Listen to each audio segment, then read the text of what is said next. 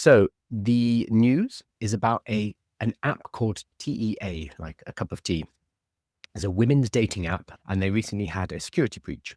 So this is pretty horrendous because the hackers gained access to 72,000 user photos, including 13,000 selfies and photo identifications submitted for account verification purposes, as well as 59,000 images from posts, comments, and direct messages, etc. So why this is really scary is T is an app. Here we go. It allows women to basically spill the tea, to report on dates that they've had, specifically about certain men. So if a man is particularly problematic, T is an app where people can go and say, hey, watch out for this guy. This guy is a red flag. So it allows women to share information about men who are potentially problematic. That's the purpose of the application. So the fact that there has been a data breach is really scary because this is meant to be a safe space where women are able to share details about men who are potentially violent, potentially problematic, potentially stalkers, etc., etc. These are the kind of conversations that you really don't want to be getting out and becoming public.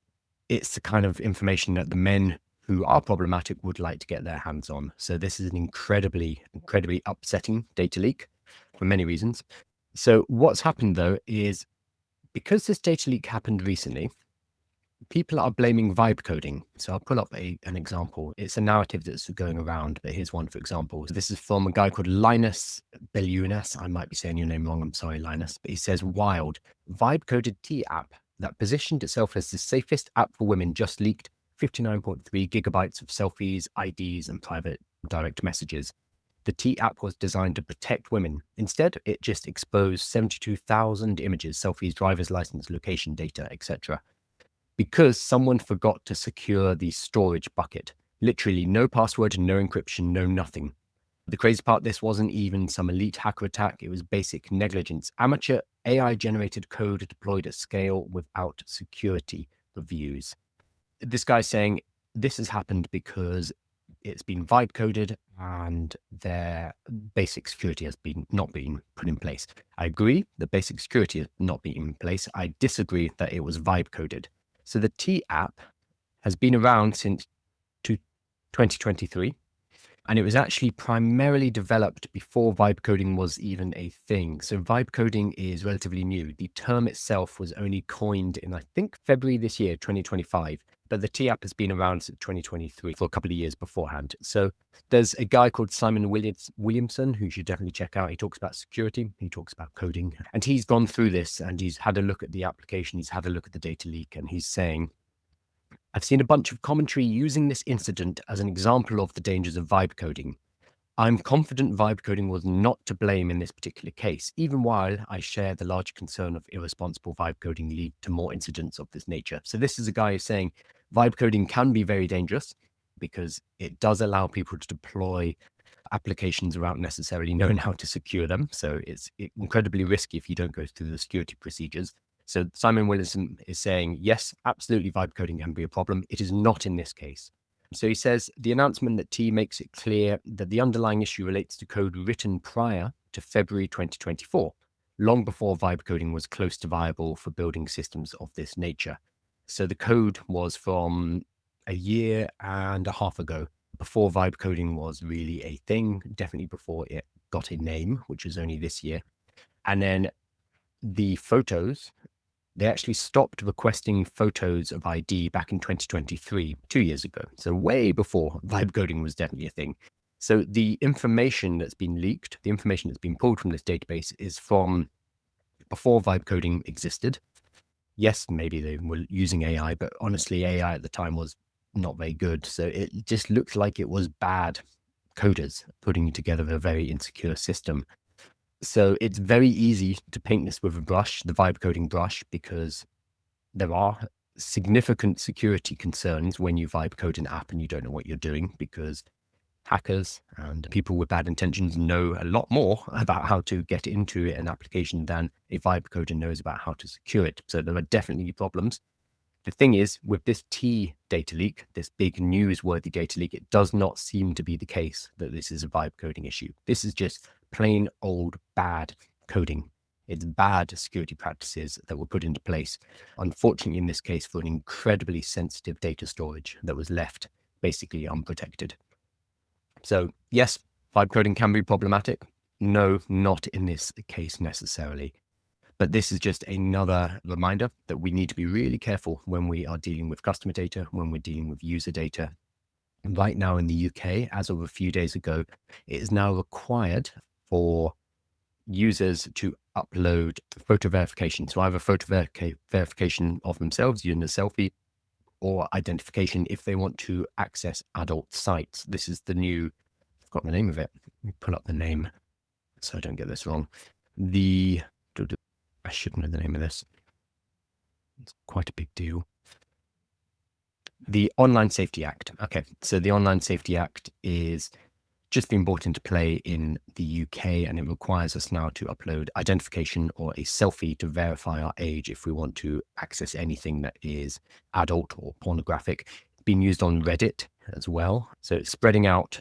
What the problem is here, though, is the UK has required age verification, but they haven't put together a centralized system for it. So instead, the onus for verifying age falls upon the company. So whether it's the adult website or Reddit or whatever the site is, they need to provide their own age verification. So this means it's basically been farmed out to lots of third parties. We assume that these third-party verification tools won't leak our data, but we don't know that. We do not know that at all. And when data breaches happen, if it has personal verifiable information, it can be incredibly dangerous because people have copies of our passport or copies of our driver's license. So these things need to be ultra secure. And the UK is basically forcing a lot of companies into this position where they have to collect this information. Some of them may be rushing it. Some of them may be cutting corners and not providing the best security.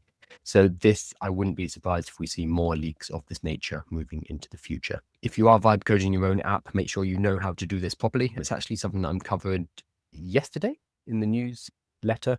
Totally coincidental, but talked about how you can secure a lovable application. So the newsletter right now is going through something I call the AI Summer Camp, which is 10 weeks of walking you through coming up with an idea, bringing it to market and building an MVP using Lovable, making sure it's secure. Today's issue is about adding payment, so connecting it to Stripe, and then launching it into the market. So I'm writing about that for the whole of summer. So it's a 10-week course. It's all free and it's all available in the newsletter. You can go and find the previous issues as well. So yeah, that's the T scandal, which I think is a huge problem and a warning about the uploading of personal identifiable information onto the internet, especially when we do not know how much we can trust the source. In this particular case, I do not think it was from vibe coding because the source code, the code for the security of their data bucket was created before vibe coding was a thing. But I can see why it's being painted with the same brush. Okay, I'm going to switch over to questions very briefly. Thingy Mahingi is saying they almost certainly will leak data though at some point. So this is the problem with uploading information, uploading data. At some point, there's going to be a breach, and we become so used to it. It used to be whenever there was a data breach, there'd be panic in the news. But now you look at a list of all the largest companies like Sony. Sony keep breaching our passwords again and again.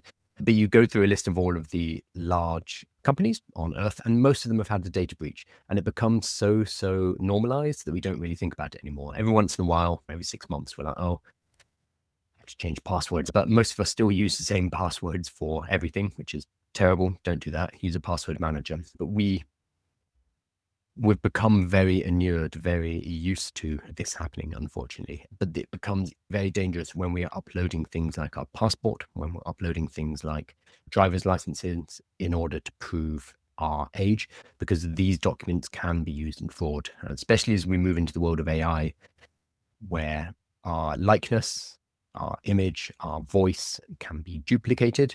And then add to that the fact that somebody might have access to our passport page. You can see the problems here. So we need to be very careful about our personal information. So when a company does ask you to upload a passport or a driver's license, you need to think, okay, Do I trust this company, and do I trust them not to get breached in the future? At some point, they probably will. That is the problem. And I'm sure in the UK in particular, now that these new laws have come into place with ID or age verification being required for adult sites, we're going to see a breach in the next year or so. And it's going to be quite embarrassing for the people whose information gets breached because of the nature of the website. So think carefully. Thingy Mahingi says, I won't upload my passport or to anyone except banks. I think it's naive to upload, as you mentioned. Yeah, I think increasingly people become used to giving away their personal details, and we become used to this becoming the norm. It didn't used to be. Your passport used to be sacrosanct. You wouldn't share it with anybody. But increasingly, passport and driver's license are just what you give up in order to have access to certain things. Whether or not we trust a pornography site with their internet security. Pornhub, to be fair, is a very impressive tech company. They release, can't believe I'm talking about this, but every year they release their data analytics, and they have a huge data team, and it's actually a very polished, smooth operation.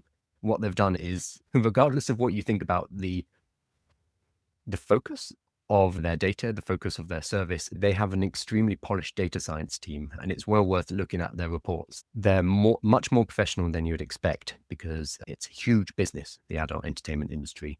But the question is, would you trust a company like this to keep your passport and your driving license data secure, knowing that if there is a data breach, your name and your ID is going to be linked to one of these adult sites?